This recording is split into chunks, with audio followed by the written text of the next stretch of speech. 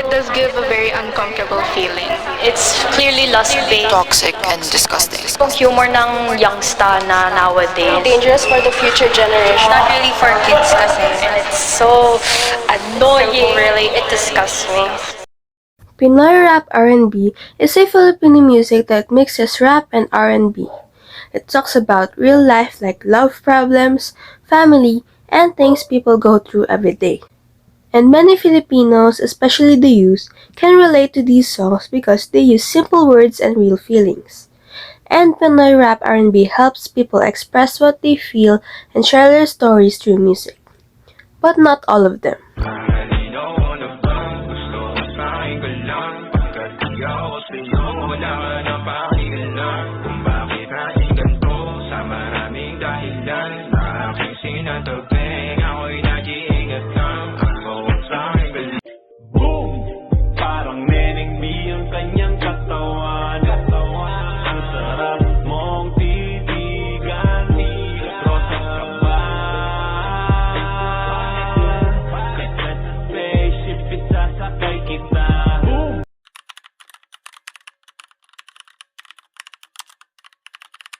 How often do you listen to Pinoy rap or R&B in a week? Very not often. Listen to it daily. Not very often. Twice a week. I don't listen to Pinoy rap. What apps or platforms do you usually use to listen to this music? Spotify and YouTube. I usually use Spotify or YouTube Music.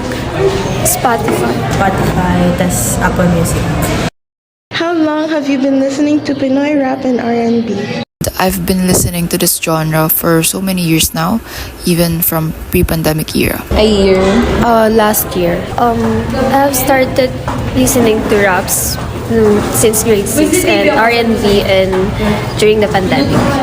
6 to 7 years. It's wild. It's wild and very Pinoy.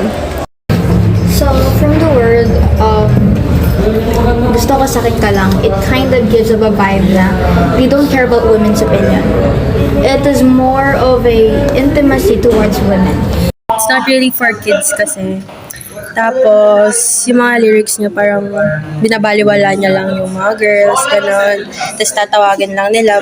Kumbaga parang booty call lang yung mga girls. Personally, the two songs, I really like it that much because the lyric shows the strong affection and romantic desire to women, and such as possessiveness and the sexualizing a woman's body.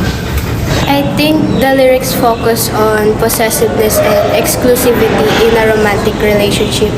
Parang dinedesire ng artist yung pag-control sa babae and yung ownership than real love. For both songs, I think the way they see women is how they want to possess them. Like, that's how they see women. It's a possession rather than a partner. And what I think about that is it's very dangerous, especially for the future generation, because what if it can influence and they would think, oh, that's how women are. They don't necessarily think that women would have the right to have an opinion. And it's very sad to think about because how can they fight? Women are fighting for so long for their rights, and then just for other men, immature men, to create songs and influence future generations, and masira yung progress of women's equality and rights. On the first song, what I understand from my perspective, the singer or the rapper is like asking exclusivity from a woman that they feel sexually interested into. But besides that, there's no like reconsideration or like consideration with the feelings that delve deeper into the relationship, just on the above the surface, which is like the sexual attraction, which is also just like that. But on the second song, how do you say this? I have no thoughts because it's more focused on sexualizing or like objectifying women as sexual attraction or like an outlet of their release. So yes, that's it. Why do you think artists today produce music with such a concept? Yun kasi yung uso, tas very hype yung mga ganong, siguro dahil sa beat rin, kaya ganun yung mga pinoproduce nila. For me, I think it's because the market demand. Kasi the song with catchy or provocative or playful lyrics are often go viral, especially on platforms like YouTube or TikTok. Well, I think it's because nowadays this genre of music is really popular, easy to listen to, easy to relate to, and it also fits today's trends and social media culture. Artists usually produce these kinds of music because the youth relates to it, or it's because it's the current trend. In my opinion, I think they make such concepts like that because it's very, how do you say this? It's culturalized. I mean, it's set deep into our culture now that even people think it's like a common joke now. Objectifying women, sexualizing women is a joke now. And it's so normalized that we can't take it out of the roots. And it's gotten worse to the point that people think they can make songs like that, objectifying anyone, any gender, and come out as a joke, and people will like praise and clap. Do you think these lyrics reflect real attitudes toward women in society, or are they just part of the artist's style, and why?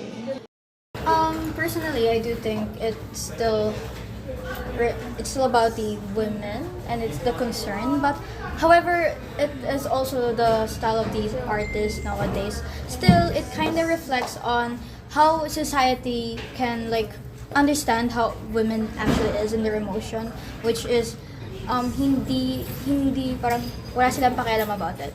And that's my opinion about those kind of songs na about what do you call this, intimacy towards women, and it's personally disrespecting. Yes, I strongly believe that they are reflective of the artists that had made these songs. Firstly, music is always personal, and we can see that the singer, lyricist, and composer of the songs under this genre involve the same person, which is the artist. Second, and most importantly, men have always viewed women as objects they can possess, control, and dominate. Pinoy rap, hip-hop, or R&B is concentrated with songs reinforcing this toxic perception. For me, it also depends from my classmate said. Pero it's so normalized nowadays. You can't see the right and wrong in people anymore. You always see them as a generalized option na, oh, they listen to this, they listen to that. It's no, it's bad. So, from what rappers say, I think it does also reflect on what type of people they are, especially if they normalize, like yung listeners pa lang, like they normalize that into their whole personality.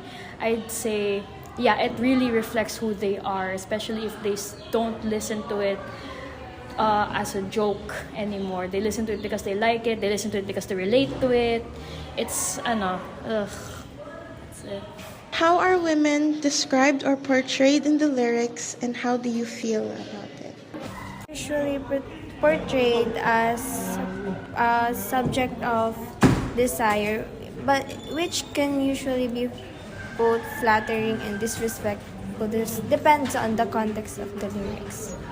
Hindi naman kasi talaga maganda yung pag-portray nila sa mga babae dun sa mga lyrics nila. Kasi kinukuha lang nila, gusto nila makuha sa mga babae. Tapos parang pinaglalaroan lang nila, ganun. So, nakakalungkot lang rin. In the lyrics, women are portrayed not as romantic partners, but as objects that men can own, keep to themselves, and dominate. They're reflective of misogynist and sexist views, especially Neneng B.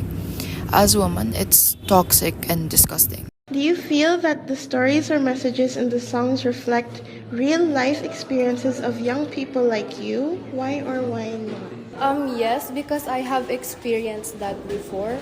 Yeah, na-experience yun ng mga ibang girls. And normalize na rin kasi yung mga ganun.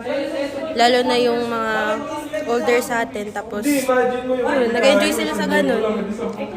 How does Pinoy rap or R&B affect your mood throughout the day? Wala, masaya. Masaya siya pakinggan. Siya, upbeat. For me, it helps me to relax. Pag nagko-commute ako from here to my house, na parang chill lang, gano'n.